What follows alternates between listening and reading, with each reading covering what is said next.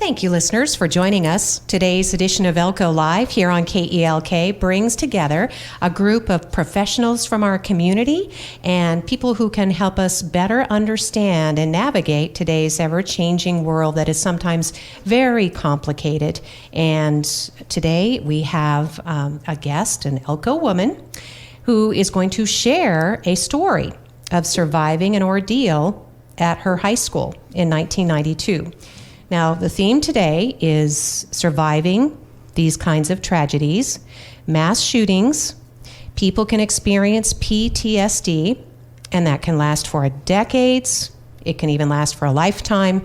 Sometimes survivors can go about their business and think that they don't have PTSD, and then something can happen that can be triggering. So today's guest is a very accomplished professional. She has held numerous positions of high regard and responsibility in our community. She is an award-winning coach. She is a friend. She is a mentor to so many people. She enjoys a very successful career as a small business owner, and she adores her family. You should see her face light up when she talks about her new role as a grandmother. And it's funny because when she came into the studio today and the first thing she was telling a story, she used the phrase of which there are two words that come to mind when I think of this woman, all in.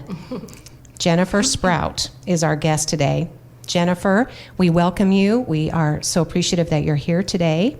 And you are definitely an all-in kind of person.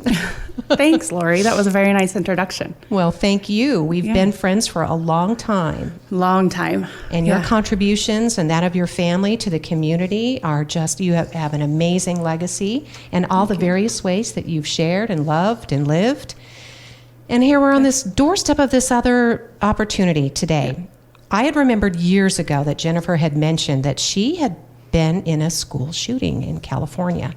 And I remember thinking at the time, I guess I hadn't heard of that. And I put it in the back of my mind. Well, Jennifer is going to talk about now the tragedy at Lindhurst High School in Olivehurst, California, May 1st, 1992. And so if you wouldn't mind, Jennifer, kind of walking us through, from what I understand, it was toward the end of the school day, what might have otherwise been a typical day for a high school student.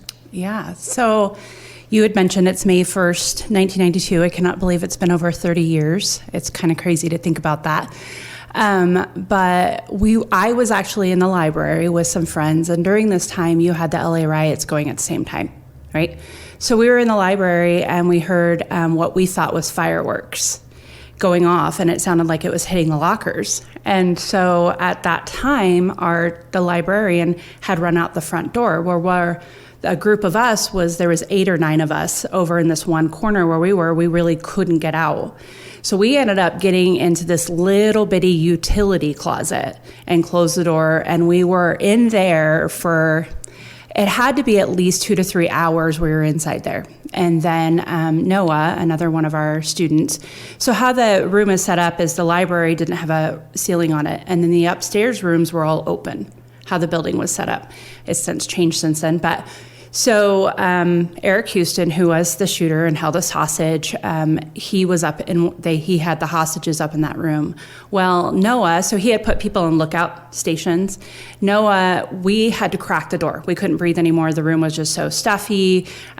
Someone had to use the restroom in the room, so it was just, So we had cracked the door. Well, when we did that, Noah had jumped, and so then Eric Houston had saw him and then knew that we were down there. So he sent Noah down to get us. And I was one of the last ones to go up, and I had shorts on. And underneath where he couldn't see, you had officers, SWAT team, you had all these people. So they're trying to get us to come the one way, but we really couldn't. He could see us, the gun's there, the kids or whatever. So he was yelling at us, get down. So he made me crawl the stairs in my shorts. And by the time I got up, my knees were just bleeding. And so we went into the room, and we were in the room. Well, total, it was 8.5 hours that he held us hostage. And during the time, he would take the gun, and if someone had to go to the bathroom, he would put it in your mouth and say, if they don't come back, I'm blowing your head off. But then other times, what was weird is during the ordeal, he would act like he was a friend of ours. He would act like, oh, it's funny, what's going on. So to give some history, he was a senior when the seniors at that school year in 91 or 92 were freshmen. So he had been graduated for 4 years. Well, he lost his job because they found out he did not graduate high school. So he decided to go back to the high school and take revenge on Mr. Burns, who he ultimately did, unfortunately, and then also took 4 other lives from us. But so it was like he wasn't a student that we knew. Some of the freshmen say they may have remembered him, whatever, but so during that time, it would go roller coaster, and then a friend of mine, Charlotte, she had lied and said she was pregnant. And so he said, just go, just get out of here. And so when she went to go do that, I was sitting right with her, he actually hit me in the head with the gun and was like, you guys need to stop making up these stories, and got to be just a little bit extra, really. And then finally, as he just started to get tired, and then he would say, I'll give you hostages for food. People were wanting Tylenol. I'll give you hostages for Tylenol and everything else. And then it finally just got to a point that he just surrendered. And an officer, so when you would go down the stairs, there was a guy that was like 2 stairs down where he couldn't really see him. And he finally came up, got him, and then we were all released again about 8.5 hours later. And then I tried to go back to the school. So of course school went out then. We were released on May 1st, and we never went back that school year. They had therapy sessions, but unfortunately they were doing them there on campus. I tried, but I just wasn't, able to do that. So I transferred and went to Marysville High School, and that's where I completed and finished and everything. But went to therapy and stuff there, and then ended up going to therapy for a while after. But I have, talk about PTSD. So I have, people have to realize that you carry this your whole life. And I have a couple big successes that actually just happened in my life. So I wasn't able to do fireworks at all. Fireworks was just a trigger for me.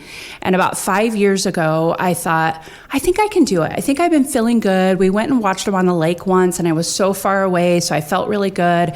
So we bought Bees tickets for 4th of July. So excited. My whole family's there, my soon-to-be son-in-law, my niece, my nephew, there's a big group of us. And, if you know my husband, of course, we got the box seats right there and right on top of everything. And the fireworks went off, and I was on the fetal position on the ground, crying, sobbing. My son-in-law, Dustin, had to hold me the whole time. I was so embarrassed.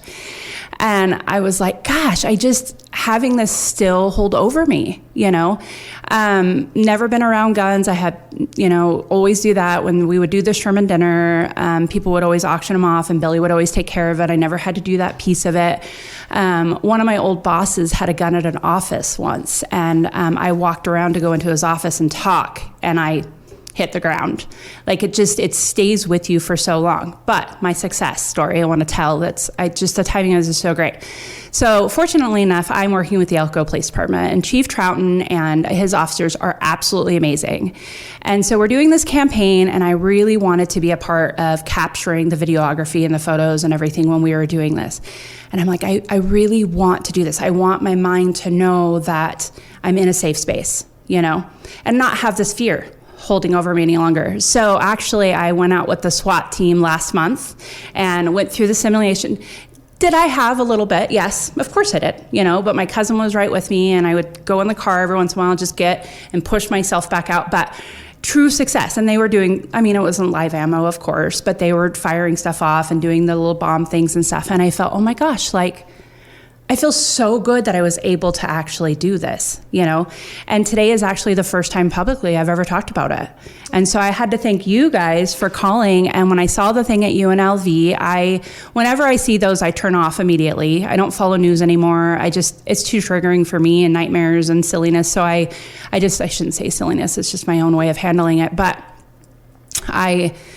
I separate myself. So when I saw that, I'm like, gosh, it's just too close to home. And having my daughter was an educator and just got out, my son-in-law being an educator, them being in the schools, it's always so I was so thankful when you guys called and I could share my story. And if anyone ever went through anything and just wanted to talk, I would always, be there. But almost 32 years later, it does stay with you. It's not something that you can just tell someone like, well, that was so long ago. Well, you didn't die from it, or you didn't, it's not that they're trying to be rude or mean in any way. They just can't understand why you can't just take that separation. But you really can't. My friend Angela, that was in it as well. Beeman, one of the students that had passed away, he actually had pushed Angela out of the way and took the bullet for her. She was actually interviewed by Oprah Winfrey. She went on the Oprah show. But her and I, we talk about it all the time and how we still deal with different things. And her husband was in the military many years. And so to get over some of the things that she had to deal with it's life-changing. It truly, truly is. Mm-hmm. Yeah. Jennifer Sprout, in recounting her ordeal in 1992 at Lindhurst High School. And if you could see Jennifer's face, I know we're all leaning in for hugs. And but it was like it was yesterday when you were describing it. I mean, those very details, Jennifer. Mm-hmm. So it's something that does live within you, and you found this way to deal with it. It's so interesting you brought that up. Because, there's a movie about the high school shooting I was in. I've never watched it. I've never read an article. I didn't watch the news when it all happened. When we were subpoenaed to go to court, I was lucky enough to just write my thing, so I didn't have to go. What was so interesting is I shared that article with you, and the top part of it had said 10 were injured, right? But the gun was a .22 sawed-off gun. I don't know if it's shotgun or something like that. But in my mind, all these years, it was 22 were injured. Oh. It was 10 were injured and 22. So your mind, and saying, I can remember the little details that immediately affected me, right? Like my knees, I still have scars on my knees. I can remember those, but your mind can alter things. So just when I sent you that article, did I realize the change in that? It's so funny how your mind does that, but yeah. And that's part of this whole surviving and being able to, at some point in your life, talk about these details in an effort to heal. I mean, I don't think you'll ever, I mean, that's one of my questions, Jennifer, is here you are, a person who achieves so much, and you truly give, this is my observation, but I'm sure from other people around, you give more than 100% all the time. I mean, was that your personality before this happened? Is this something that you strive for when you realized? Yeah. I think I was homeless in foster care, and I went through a lot. And at the age of... after the shooting? Before. Okay. Yeah, before the shooting. During the shooting, I was actually in a very, very bad environment to come home to try to heal from. And about a year after that is when I finally took control of my life. And it was a woman that came into my life. Her name was Erin. She's passed now. But so when you go to get emancipated back then, you were actually given a parole officer instead of now it's through social work and all of that. But it was so new back in 90s. It was 93, 94. And Erin was mine. And she said this the very first time I ever met her. I was telling her all these sob stories of this, my life, and I did this, and I've slept on park benches, and I've went without food, and all these things, right? The whole woe was me. You want them to feel bad for you. And she said to me, she's like, I don't really care. And I'm like, okay. And she's like, I want to know what we're going to do now. That's done.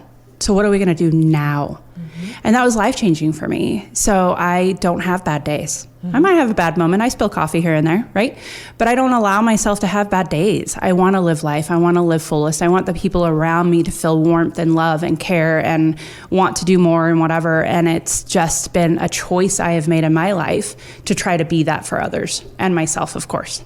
Well, it has certainly made a difference in our community. And as Jennifer Sprout has been talking about, she still thinks about this 31 years later, this experience now. She said going on 32 years come May 1st. And I did want to mention, because it is important, because we are talking about human beings, and Jennifer has put these personal stories. The three students and the teacher, there was Judy Davis, there was Jason Edward White, there was Beeman Aton Hill, and as Jennifer mentioned, it was Beeman who he was in line in the hallway apparently, but he pushed your friend Angela to safety, and that's well documented. He pushed her, and that's when he was shot and he was struck in the head. And then Mr. Robert Brenz, who was the civics teacher, who I guess was the initial target of this person's rage. I don't know if you read too, but Jason was also quite the hero as well, as he took quite a bit where students were running behind him and he was just staying in front of them. And I don't remember exactly how many shots, but I know he took multiple. Oh my gosh. Jason was also, he was this cowboy, this big fun life. Beeman was the class clown. But Jason also, took, and Judy, unfortunately, was just standing next to Mr. Bird. So that was just a bummer there. But And the reason, again, we're putting these human faces and stories on these statistics because, these shootings now are such a frequent occurrence. This was in 1992. Columbine didn't happen until 1999. Yeah. And I'm sure that you will run into people now who say they really didn't think much about school shootings before Columbine. Yeah. And here you lived through or any type of security. Oh, sure. I mean, when I first moved to Elko and I saw how your guys' high schools were set up, that was triggering. That was like, I'm like, hold on, you're just open, like you just walk through the street, like nothing, you have no security, like it was so foreign to me. Because after all of that, of course, Lindhurst, you had to go through a metal detector. I mean, Marysville wasn't the high school I transferred to, it didn't become that much, but as time went, you started to see security officers come through. But I was very happy over the last few years to see the improvements that our school district has done and how I know Nevada Gold Mines has even donated to help them get security cameras and all the things. And I just think it's great to where we can send our kids and feel a little bit of peace, But yeah, it was really crazy to me when I first moved here and saw the schools and how they were set up. Oh my gosh. And I forgot to, Jennifer, you were what, 17? You were a senior, you said? No, I was a freshman. You were a freshman that year. I was a Okay. freshman. All right. Yeah. So, my gosh, so you had all that time left to live with that and to absorb that and make that part of your everyday living, which we have young daughters too. And so, my daughter, she accepts the fact that there could be a shooting in a public place at any time, any place. And that's just something they have grown up with. So for us, it's different.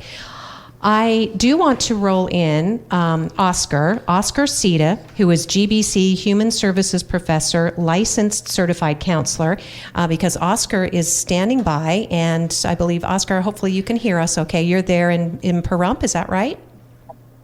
Yeah, that's right. So, Oscar, you have a special role in today's program because the reason we wanted to bring this topic to local listeners is because of what happened at UNLV not even a week ago. And Oscar, can you tell us about what you've been doing there on campus to help that community? Well, I actually have a contract with an EAP, so in my off time they'll call me in to do crisis intervention work. So there are times, and I was called out actually to St. Rose Hospital this weekend to provide kind of a safe space for folks who were affected by the shooting or had felt uneasy, and we welcomed them, and we had a kind of a quiet room there at the Siena campus.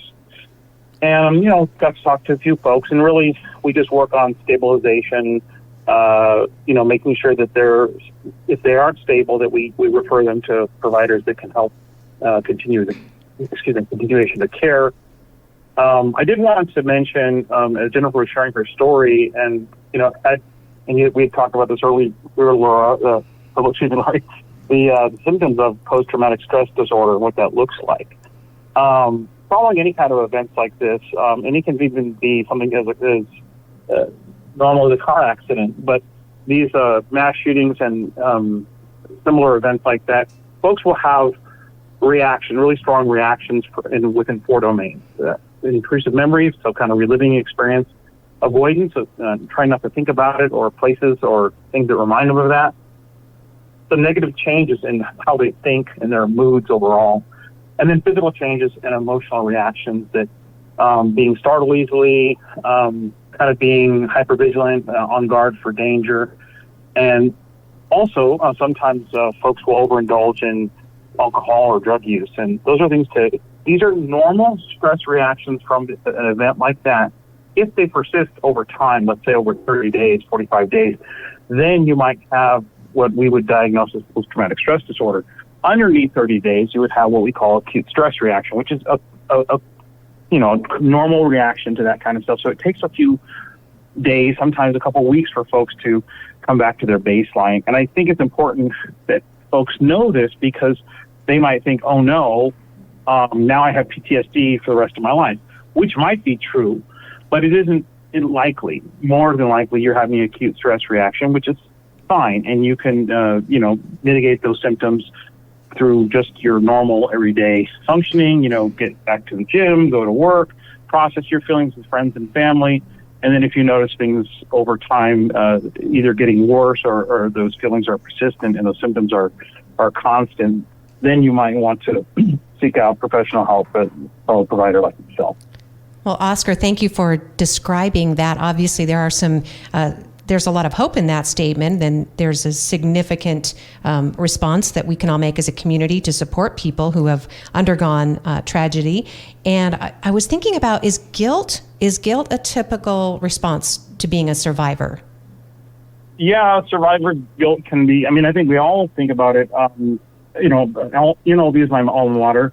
I thought about everybody I knew and I worked with there. I used to, walk to the student union every day to get coffee at the Starbucks there, and I passed the Lead School of Business every day. And when I was a student there, also I used to take classes at Lead Business School.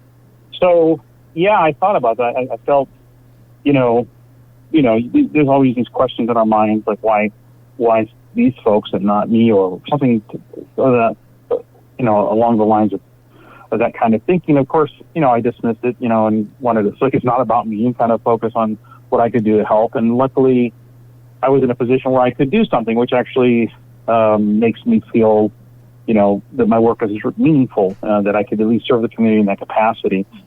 And I think other folks, when you have guilt, that you recognize it's not mine to own, but we do feel culpable in some way, just for the sympathy of humanity, watching people suffer needlessly, and loss of life, and loss of security, and loss of safety.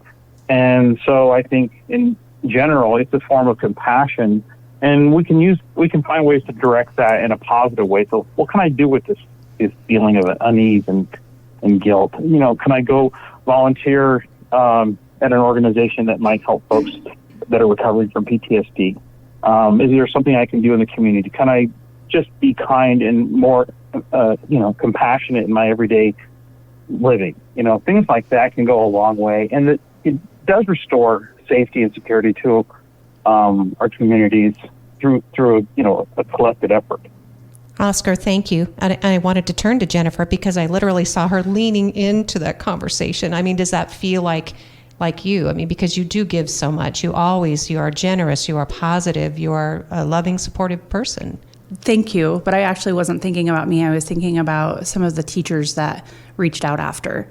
And I was thinking about some of the counselors and the students, and how a lot of us truly came together during that time. So I was actually thinking it from the other side of, even when I transferred to Marysville High School, there was many of us that did, and how the counselors there and the teachers there and just the community overall. I remember an elementary teacher reaching out to me after, and just those things, they make an impact.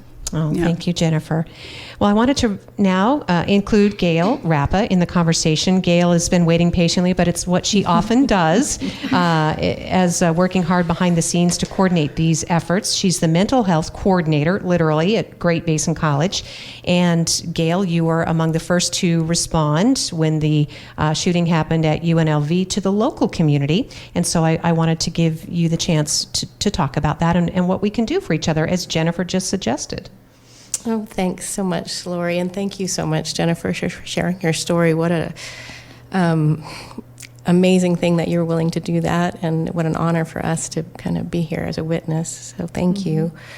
So I just wanted to share a little bit about some of our resources that we have at GBC, in particular that we can offer to the GBC employees, students, and alumni.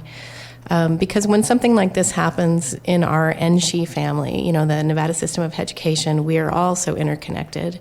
In fact, there was a Board of Regents meeting just a week ago Friday, and many folks were down there for that in Las Vegas. And then this happens, a few days later. So you can't separate yourself from it when it happens so close to home like this. So what we have are a few different things. We have the immediate resources that we have.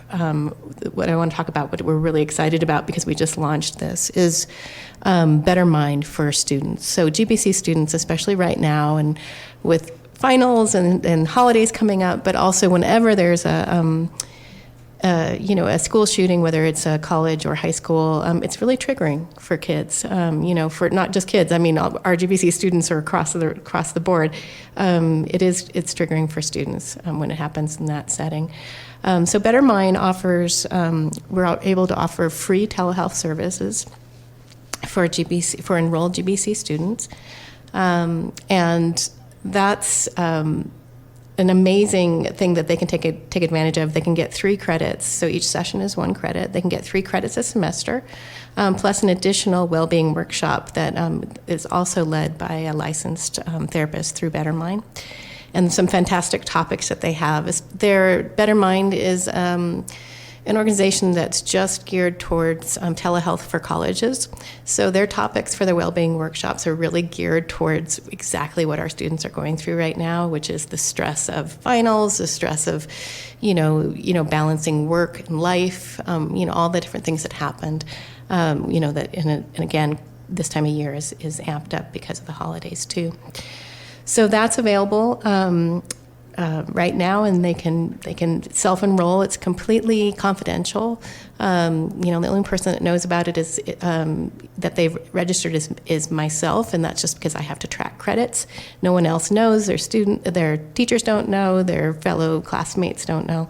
So it's very discreet. It's also really easy because it's a great fit for us, because we're so spread out. We have campuses all over the place. So we can't just have one main counseling center that serves all of our institutions.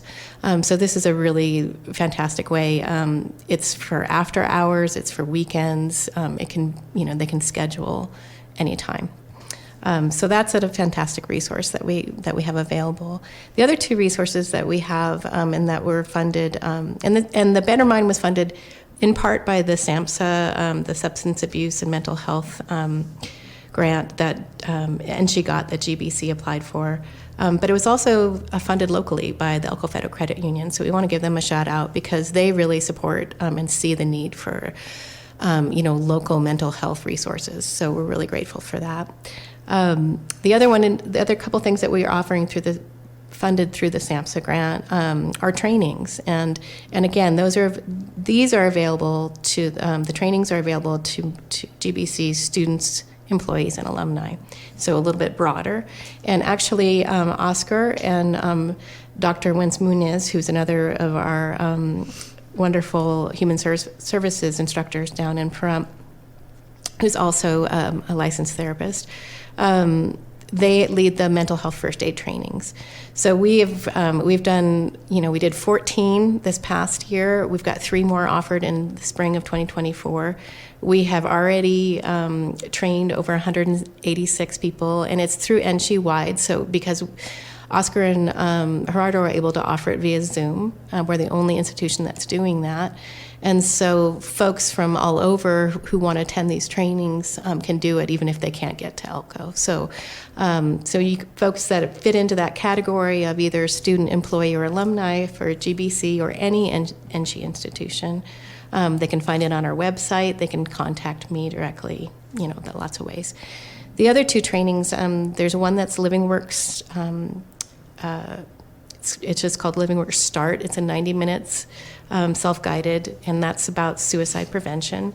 And then we're going to do a live Safe Talk training again. We did one last year, and it was really successful, and that's in January. And again, it's just to practice having those conversations, when it gets to the stage where you feel like somebody might have suicidal ideation or, having those thoughts, how to have those conversations. So we have some resources available, and we hope people take advantage of them.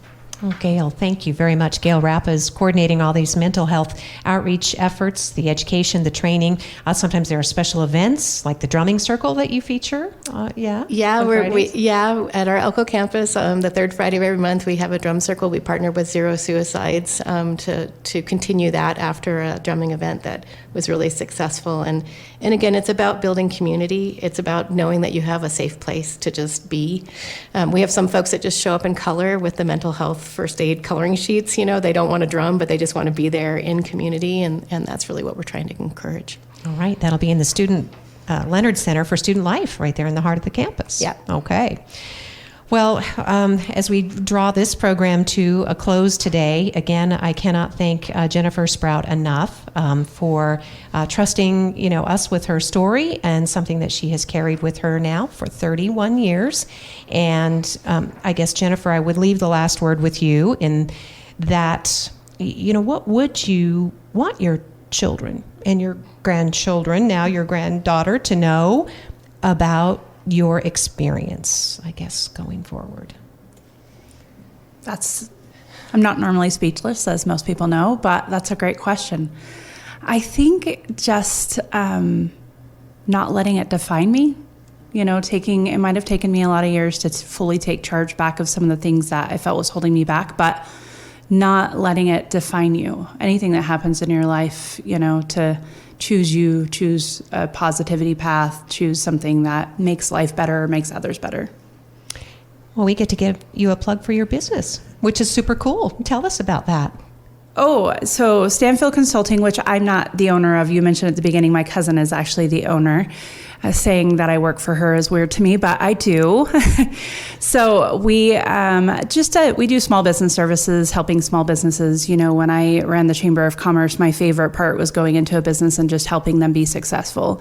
And so we do a broad things of bookkeeping to marketing management. Lately, I've been building a lot of websites, which is fun, graphic design. But mainly we just help small businesses with finding ways to help them make things better. All right. You're helping craft their marketing messages, you personally, right? Yeah, exactly. Yes. And I love it. It's so fun. It's so fun. Yeah. Well, we're grateful. Talking about that, though, you mentioned Zero Suicide, and they are doing a fundraiser right now. Evolution Power Sports is donating a snowmobile, and they're raffling it off with the proceeds to go to Zero Suicide Awareness. So if you'd like to help them and help get the word out, I'm very passionate about it, with being a coach and having a student in the high school that I was at, and it's so prevalent right now, and I think anything that we can do to help that program would be great locally. Absolutely. Evolution and Sports, and they're right there on Mountain City Highway. Yeah. The former Shippy's place. Yes, I just saw him the other day. Oh, they're such a great family. Yes. Jennifer, thank you. Jennifer Sprout, our guest today. Of course, Gail Rappa, thank you, Gail, as always. Appreciate your loving presence here today. And then, Oscar, if you're still on the line with us, we want to thank you as well for joining us on the program. Yes, thanks for the opportunity. Absolutely. And thank you, Oscar, for everything that you're doing out there. That's amazing. Yeah. Yeah, it's my pleasure. Oh, thank you. Thank you, listeners, for joining us for today's program here on Elko Live on KELK.